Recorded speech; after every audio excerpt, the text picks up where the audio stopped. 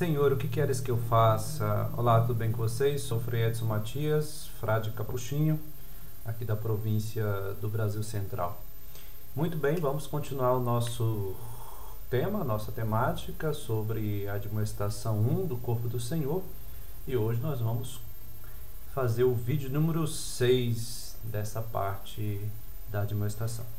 Como eu disse anteriormente, essa primeira parte vai ser mais longa, que nós fazemos uma introdução geral também à espiritualidade franciscana.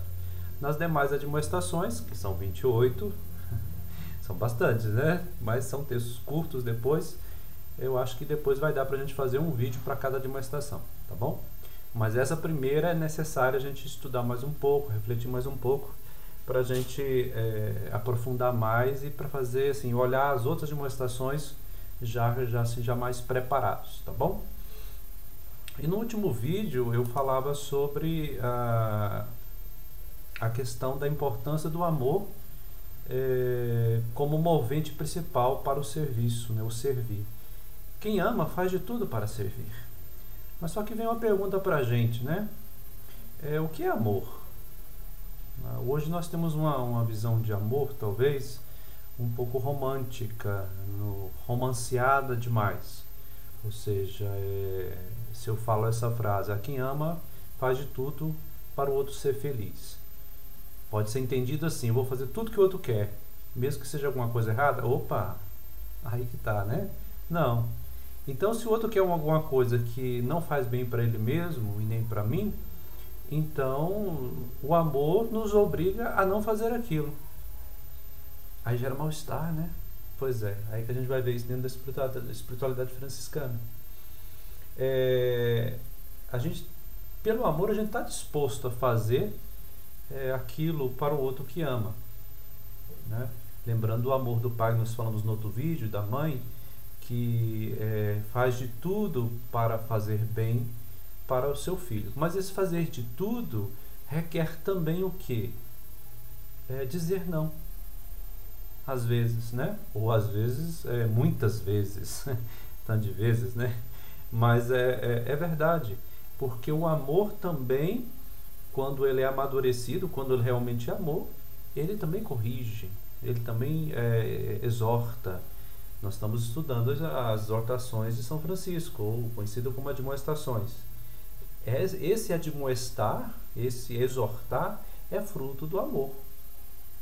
Você pode ver que existe todo um falar de Francisco que nos aponta a diferença entre o orgulho e o modo de ser de Deus. O modo de ser do Espírito, que é o modo de ser de Deus, e o modo de ser da carne, que é o orgulho humano.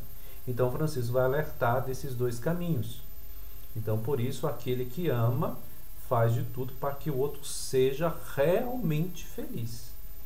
Não é simplesmente fazer o que o outro quer, né? Então, por isso que cada um deve estar amadurecido nesta caminhada. O pai e a mãe que ama a criança vai colocar disciplinas quando necessário.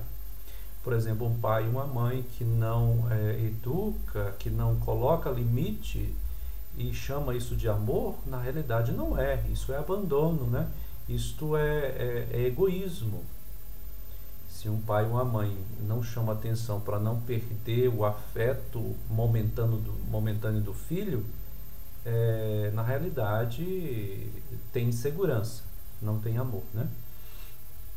Então quem ama, quem é movido pelo amor, realmente tem uma liberdade de falar a verdade na caridade, independente das situações. Logo, quem fala na liberdade fala dentro desse amor e não entende o amor como faça o que queres, né? Mas sim o amor nascido do vigor. E aí nós vamos ver a experiência de São Francisco quando ele percebe nas pessoas e não aponta exatamente, né? A gente vai voltar no que nós falamos, não aponta exatamente os erros daquelas pessoas, mas ele fala o que? O amor não é amado. Então, Francisco tem esse vigor dentro desse amor, né? Então, Francisco não é aquela pessoa, talvez, não foi aquela pessoa boazinha, né, de passar a mão na cabeça. Ele acolhia e aceitava, mas ele vivia de tal forma que a postura dele, que a vivência dele, acabava por ser uma chamada de atenção, uma exortação. É claro também que Francisco, algumas vezes, nos relatos das fontes, a gente percebe que ele também agiu com vigor. Chamou a atenção dos frades, não queria que, por exemplo, não queria que os frades constituíssem conventos, né? Construíssem conventos grandes, né? Então ele chama a atenção, ele tem a cena que ele quer que os frades saiam do convento, né? Que até começa a destruir o próprio convento. Então ele exorta, ele chama a atenção. Logo, quem fala nessa liberdade, quem fala dentro do amor, também é capaz de exortar dentro do amor. Francisco ele vai encontrar o seu lugar na igreja. Por isso o zelo que ele carrega pela igreja, né? Agora nós vamos entender que esse zelo está dentro desse amor que a gente está falando, né? Então, para os frades, para a sua fraternidade, ele queria que se zelasse pelo lugar sagrado.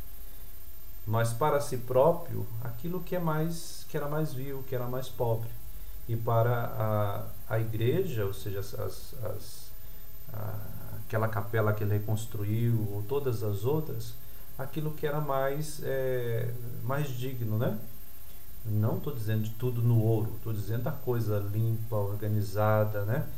Da coisa que revelasse realmente um carinho para o lugar. Não é assim na nossa casa, quando nós temos cuidado pela casa e carinho, nós também não fazemos isso?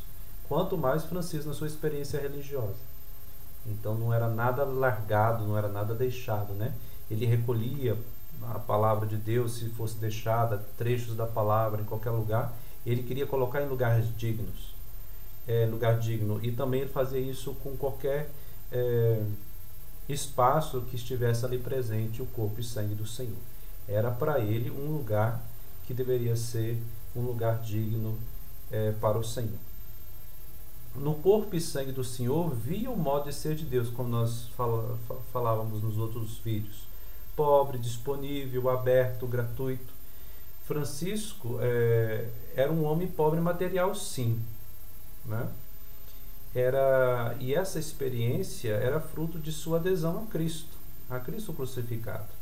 Então, naquela época tinha, mesmo antes de Francisco, teve vários movimentos, e havia movimentos naquele período, onde chamados movimentos pauperísticos, que eles prezavam, sim, pela vida de Jesus e seus primeiros discípulos como era, né? Ou seja, eles eram pobres, e assim também eles queriam viver, como Jesus, os discípulos e sua mãe, né? Não tinha quase nada. Mas é interessante que eles viam nisso, Francisco e seus primeiros companheiros viam nisso o modo de ser de Deus, que é desapego. E aí a gente vai perceber que isso também está relacionado no caso do presépio, na Eucaristia e na cruz, né? Então o Senhor nasce no lugar pobre. A Eucaristia se dá de uma forma simples, na pobreza da partilha. Na cruz também se dá essa abertura de Deus, que é o modo de ser de Deus, é o doar de Deus. Porém, nós não podemos assim então reduzir o que nós chamamos de pobreza franciscana ao sentido de pobreza material. Se a gente reduzir pobreza franciscana no sentido de pobreza material, a gente não entendeu a espiritualidade franciscana. A pobreza material é fruto da pobreza espiritual, da dama pobreza, ou seja, do modo de ser de Deus.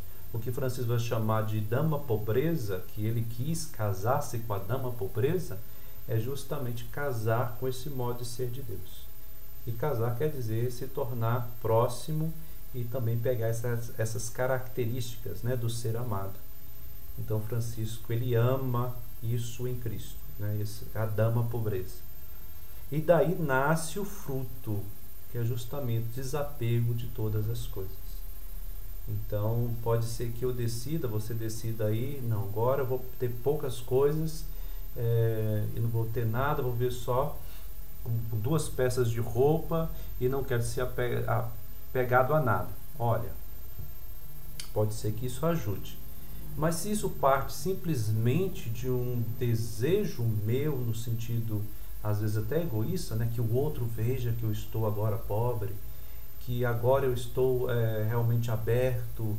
Não, não é bem assim, né? Pode favorecer sim, mas essa pobreza nasce da ação de Deus em nós. Então a pobreza só nasce desse encontro pessoal com o Senhor. Não é exatamente a gente que molda ou que fabrica essa experiência porque eu trago uma roupa pobre, né? A roupa é pano, né? Ela deve ser expressão daquilo que está antes disso, né? Que está movendo o meu espírito, que é o Espírito do Senhor. Então a gente não pode confundir essas duas coisas, porque a pobreza material não garante a imitação do Senhor. Senão a gente poderia falar assim, todos os pobres que não possuem nada, no sentido de ter bens, já faz a experiência de Deus. Isso não é verdade, né? Na realidade, isso pode ser até um empecilho, no sentido que a pessoa fica tão triste e tão na miséria que ela luta de todas as formas, né? E até de forma orgulhosa. Então isso não pode ser interpretado diretamente, né? Como se a pobreza evangélica é igual à pobreza material. Não, não é bem assim, né? A pobreza evangélica justamente nasce desse movimento de Deus, de fazer experiência com Deus, e aí nessa abertura no relacionamento, na vivência comunitária, na vivência com Deus, aí se dá essa abertura. Pobreza em espírito se traduz por largueza da alma, né, do interior, qual o nome que a gente pode dar, abertura, fluidez. Uma pessoa, por exemplo, ela pode ser pobre materialmente, mas ela pode ser mesquinha, rude, orgulhosa, né? Controladora, cabeça dura. Ou seja, exteriormente se apresenta como pobre, mas interiormente tem o coração rico de si mesmo, rico das suas ideias, né? Rico de suas posições. Então é isso justamente que nos atrapalha no caminho e de ver espiritualmente. Tá bom? Então tá bom, esse foi mais um vídeo. Vamos continuar a gente refletindo sobre sobre essa temática entre o corpo e sangue do Senhor nessa primeira demonstração. Tá bom? Até mais, obrigado. A gente volta no outro vídeo para a gente conversar mais um pouco sobre a espiritualidade franciscana. Tá bom? Desce aí, dá um joinha aí para se inscrever no canal. Também inscreva no canal e dá um joinha, os dois. Tá bom? Tchau. Fui.